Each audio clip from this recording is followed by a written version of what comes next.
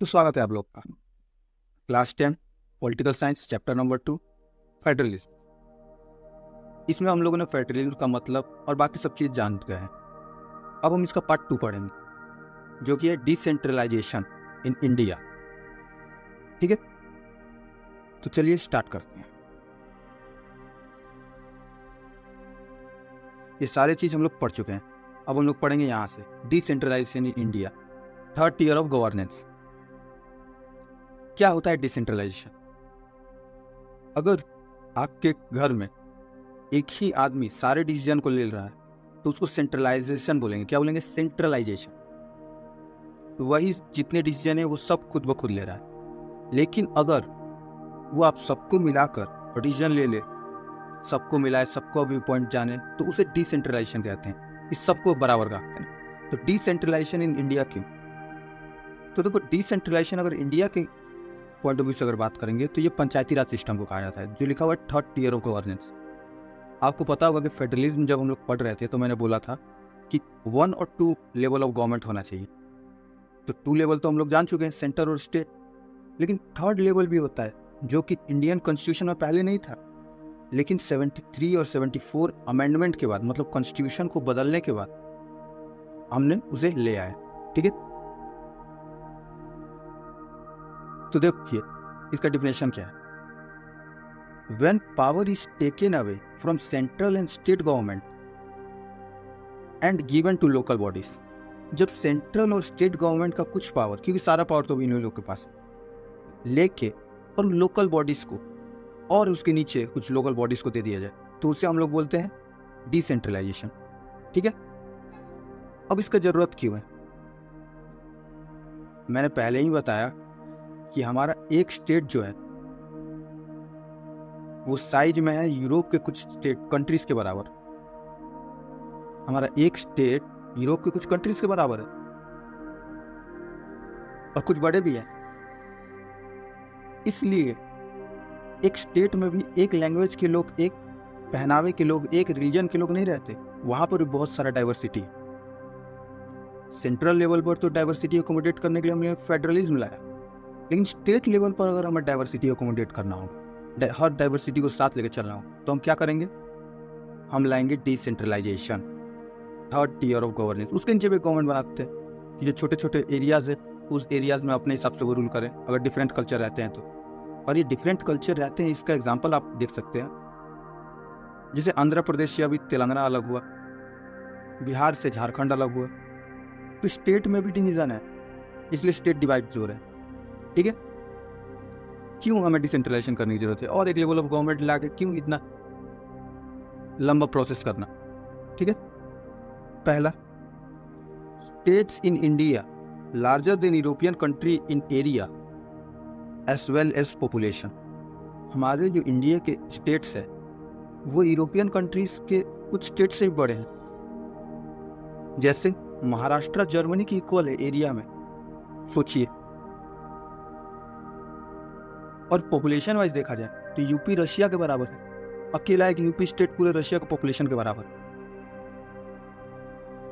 ठीक है, अगर हम लोकल लेवल, अगर हम स्टेट के और नीचे पावर को अगर ट्रांसफर कर देते हैं तो वहाँ के लोकल लोग हैं, उनको ज़्यादा अच्छा से पता है कि उनको क्या चाहिए क्या नहीं चाहिए, ना कि कोई ऑफिस में बैठे आदमी।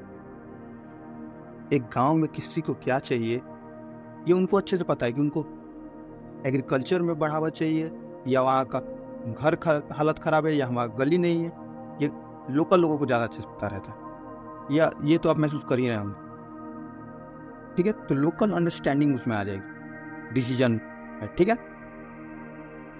सिटीजन जो कि ऐसे ही वोट देते हैं और फिर सरकार जो मन तो करते रहती है, ऐसे तो कुछ, ये तो अच्छा फॉर्म ऑफ गवर्नमेंट नहीं है।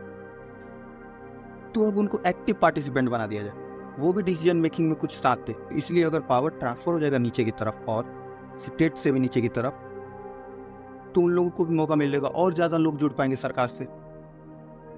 ठीक है, पंचायती राज सिस्टम आने के बाद मुखिया, फिर से ये सरपंच, ऐसे करके बहुत सारे लोग जुड़ गए हैं गवर्नमेंट से, तो एक्टिव पार्टिसिपेंट बनते जा रहे हैं। ठीक है, जो रिसोर्स है जो मेरे पास रिसोर्सेस है उसका अच्छी तरह से यूज़ मुझे कहाँ करना है ये मैं ज़्यादा अच्छे से जानता हूँ। आपके घर में जो पैसे हैं उनको कहाँ यूज करना है ये आप अच्छे से जानते हैं कि आपका पड़ोसी, क्योंकि आप कंडीशन जानते हैं अपने घर का, ठीक है। तो जो लोकल लोग हैं उनको ज़्यादा अच्छा अंडरस्टैंडिंग है कि ये पैसे वो कहाँ यूज़ करेंगे तो ज़्यादा आउटपुट मिलेगा,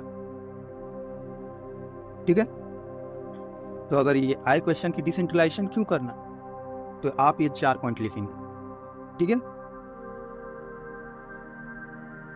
फिर आगे देखिए, पहले डिसेंट्रलाइजेशन सरकार के ऊपर छोड़ दिया गया था, स्टेट गवर्नमेंट के ऊपर, कि आपको करना है कीजिए, नहीं करना है मत कीजिए।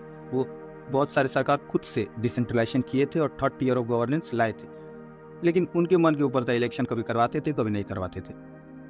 तो सेंट्रल गवर्नमेंट को ये अच्छा नहीं लगा, तो उन्होंने क्या किया, एक लॉ पास किया, कॉन्स्टिट्यूशन को अमेंड करके, मतलब कॉन्स्टिट्यूशन में एक एक्स्ट्रा ऐड किया गया और उसको बोलते हैं 73 और 74 अमेंडमेंट एक्ट, ठीक है। नरसिम्हा राव जी का गवर्नमेंट था, उन्होंने ये प्रावधान कॉन्स्टिट्यूशन में डाला, ठीक है। अब ये कॉन्स्टिट्यूशनल प्रावधान लाने से क्या हो गया, तो चलिए देखते हैं। जो इलेक्शन स्टेट की मर्जी पर था वो उनको रेगुलरली करवाना पड़ा। अब ये कॉन्स्टिट्यूशन बोल रहा है तो उनको रेगुलरली करवाना ही पड़ेगा, समझ में आ रहा है। नहीं तो उसके लिए कुछ पेनल्टी होगा, कुछ स्टेट गवर्नमेंट के लिए कुछ पनिशमेंट होगा। SC ST और OBC को रिजर्वेशन मिला, बहुत सारे जो पिछड़े वर्ग हैं उनको रिजर्वेशन दिया गया बहुत सारे पोस्ट्स के लिए लोकल गवर्नमेंट में। और सबसे बड़ा कदम 1/3 सीट जो था वो वुमेन के लिए रखा गया, रिजर्व किया गया। अब तो खैर 1/3 सीट पार्लियामेंट और स्टेट लेजिस्लेचर में भी कर दिया गया है, लेकिन ये उस समय के हिसाब से जिस टाइम पर ये बिल पास हुआ था 1992 में, ये बहुत बोल्ड मूव था। स्टेट इलेक्शन कमीशन बनाया गया।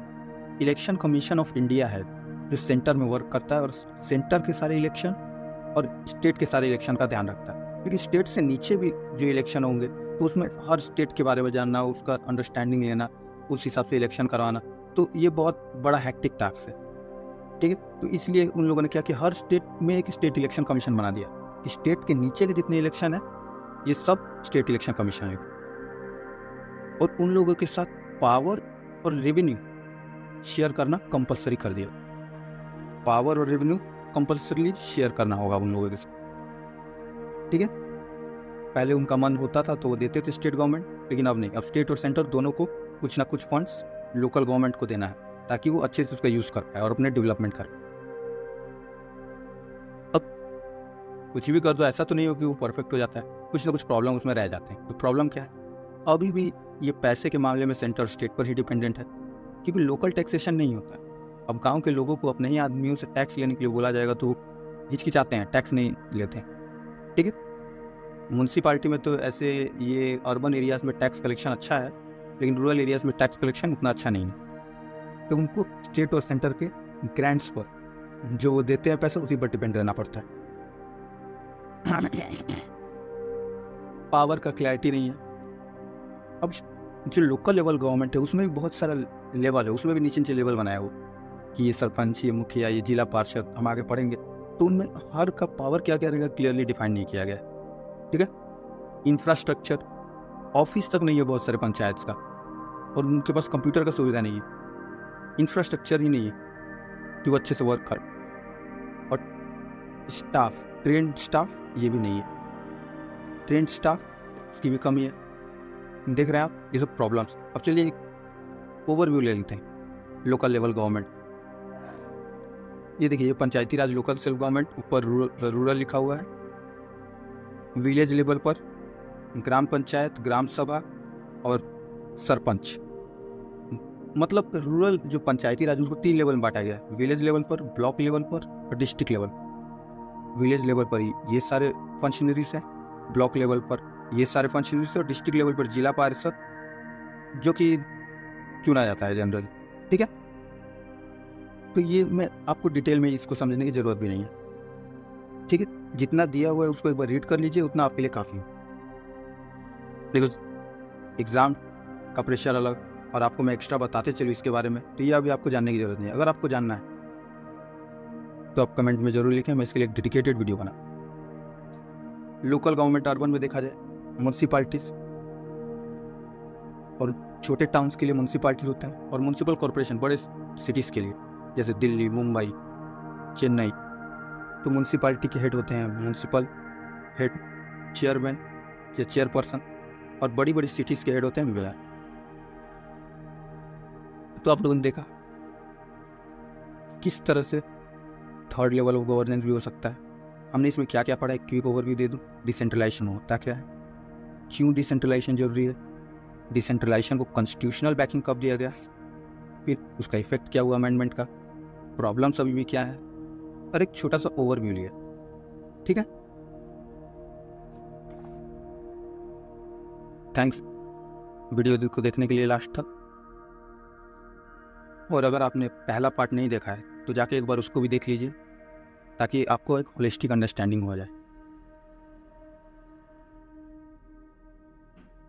थैंक्स।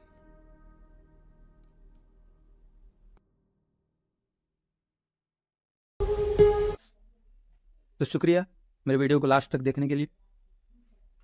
और अगर आपको कोई भी क्वेरीज है तो आप कमेंट सेक्शन में ज़रूर लिखें। थैंक्स।